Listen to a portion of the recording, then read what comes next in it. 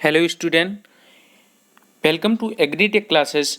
एक बार फिर आप सभी का आपके अपने यूट्यूब चैनल एग्रीटेक क्लासेस पे हार्दिक स्वागत है। आज कैटेड मॉडल क्वेश्चन पेपर की जो सीरीज चल रही है उसमें नेक्स्ट पार्ट हम आप लोगों से बताएंगे। आप लोगों को कुछ क्वेश्चन जो इम्पोर्टेंट क्वेश्चन है जो कैटेड या आईसीआर या बेचू से रिलेटेड जो एग्ज़ाम्स हैं या कोई भी एंट्रेंस एग्ज़ाम है एग्रीकल्चर से रिलेटेड या अदर कोई भी जॉब के लिए एग्ज़ाम है, उन सब के लिए जो ये क्वेश्चन हम बताने जा रहे हैं वो काफ़ी हेल्पफुल होने वाला है। इसलिए आप लोग इस वीडियो को पूरा देखेंगे बिना स्किप किए हुए, क्योंकि बहुत ही इम्पोर्टेंट क्वेश्चन ढूंढ के लाए जाते हैं जो एक जगह इकट्ठा करके आपको बताए जाते हैं उन सब चीज़ों के बारे में।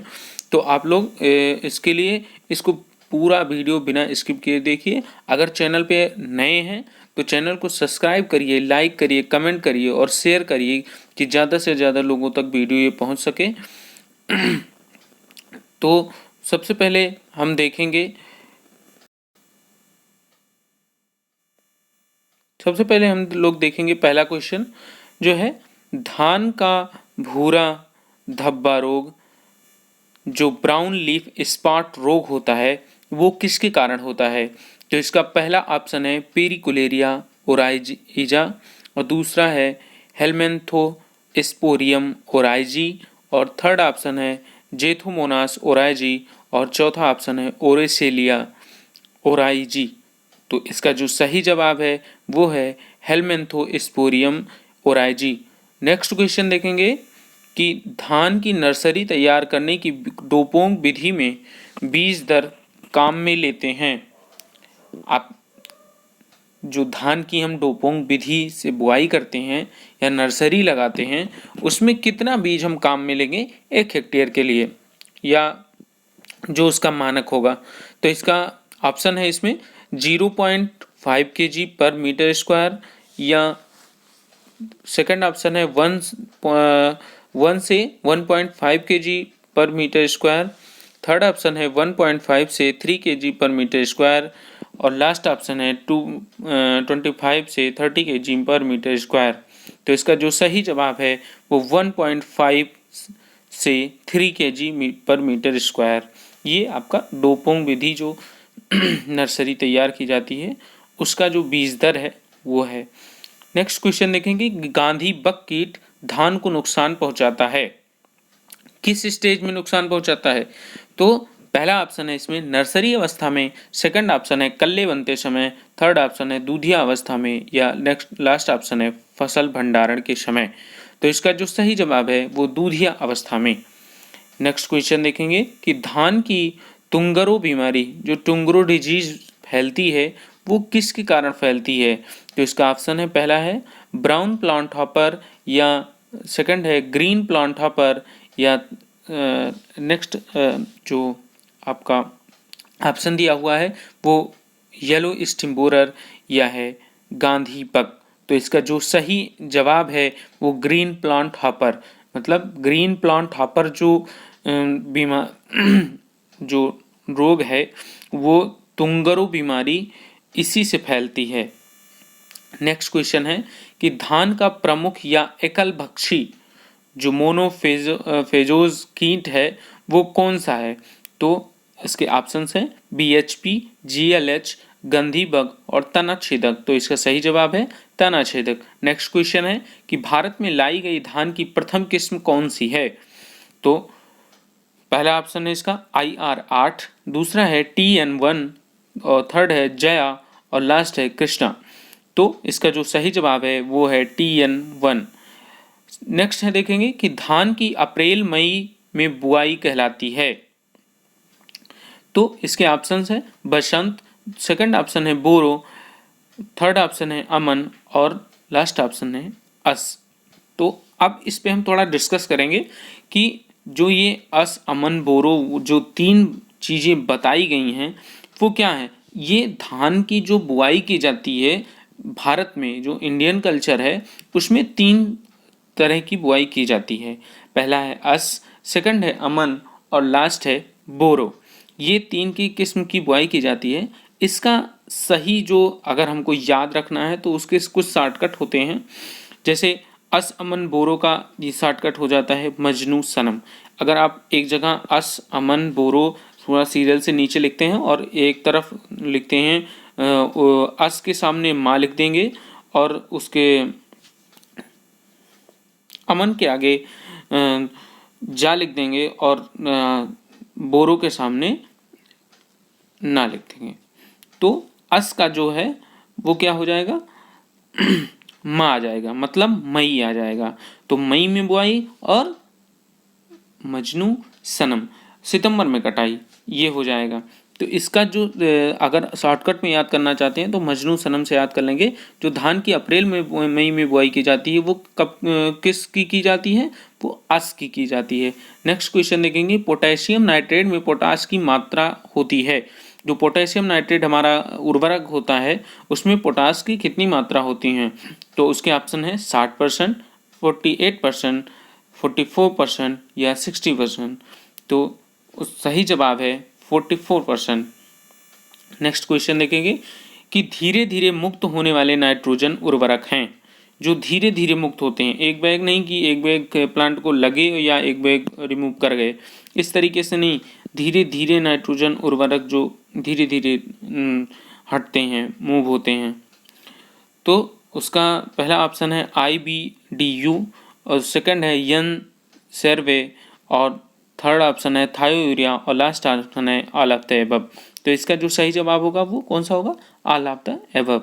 नेक्स्ट क्वेश्चन देखेंगे कि पौधे मृदा में मुख्यतः किस रूप में फास्फोरस ग्रहण करते हैं। ये इंपॉर्टेंट क्वेश्चन है, इसको ध्यान में रखिएगा कि पौधे मृदा में मुख्यतः किस रूप में फास्फोरस ग्रहण करते हैं। तो पहला ऑप्शन है PO4, सेकंड ऑप्शन है HPO4, थर्ड ऑप्शन है H2PO4 और लास्ट ऑप्शन है S3PO4।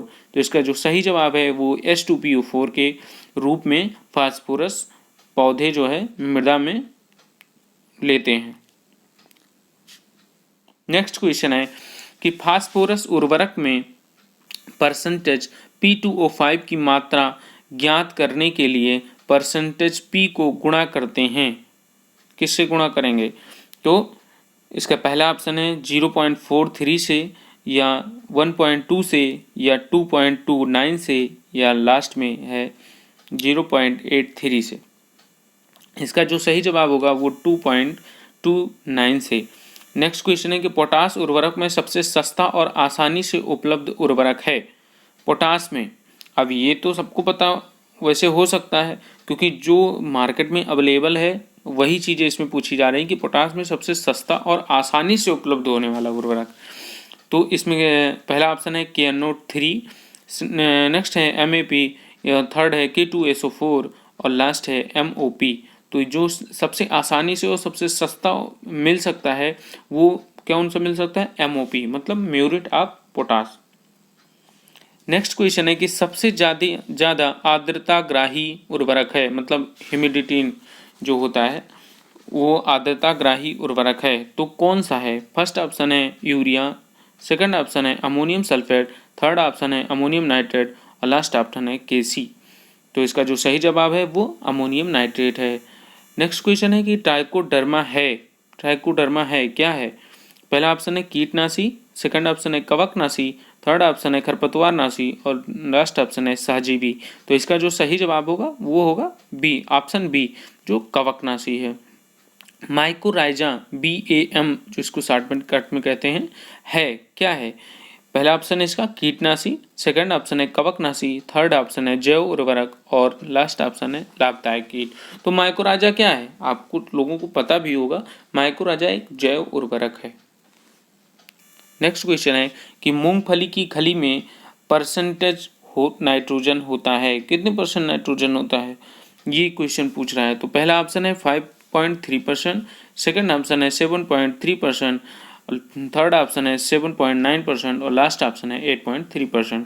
तो इसका जो सही जवाब है वो है 7.3%।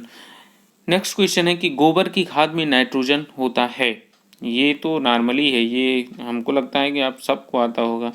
ये तभी इम्पॉर्टेंट क्वेश्चन ही आपके सामने आएंगे क्योंकि ये इम्पॉर्टेंट क्वेश्चन है, इसलिए ये आपको हर जगह मिलेगा। तो जैसे भी मैन्योर फर्टिलाइजर पढ़ेंगे तो ये चीज़ें आपको आ जाएंगी। मूंगफली की खली के नाइट्रोजन और या जैव उर्वरक या कोई भी ऐसा चीज़ जो होगी वो आपके सामने क्वेश्चन वो आएगा ही आएगा। तो इसलिए गोबर की खाद में कितने परसेंट नाइट्रोजन पाया जाता है? फर्स्ट ऑप्शन है 0.2%, सेकंड ऑप्शन है 0.5%, थर्ड ऑप्शन है 1.0% या लास्ट ऑप्शन है 2.5%। तो इसका जो सही जवाब होगा वो 0.5% ही होगा, मतलब ऑप्शन बी। नेक्स्ट क्वेश्चन है कि सबसे ज़्यादा जल उपयोग दक्षता WUE किसकी होती है? सबसे ज़्यादा जल उपयोग क्षमता जो उपयोग कर लेता है जल पौधा। तो पहला ऑप्शन है इसमें धान, दूसरा ऑप्शन है गेहूँ, तीसरा ऑप्शन है मूंगफली और लास्ट ऑप्शन है ग्वार। तो इसका जो सही जवाब है वो होगा गेहूँ। नेक्स्ट क्वेश्चन देखोगे कि लाइसीमीटर काम आता है। लाइसीमीटर काम आता है। तो पहला ऑप्शन है निछालन ह्रास का पता लगाने के लिए, दूसरा है वाष्पोत्सर्जन की मात्रा ज्ञात करने के लिए, थर्ड है दोनों के लिए या लास्ट है दोनों के लिए नहीं।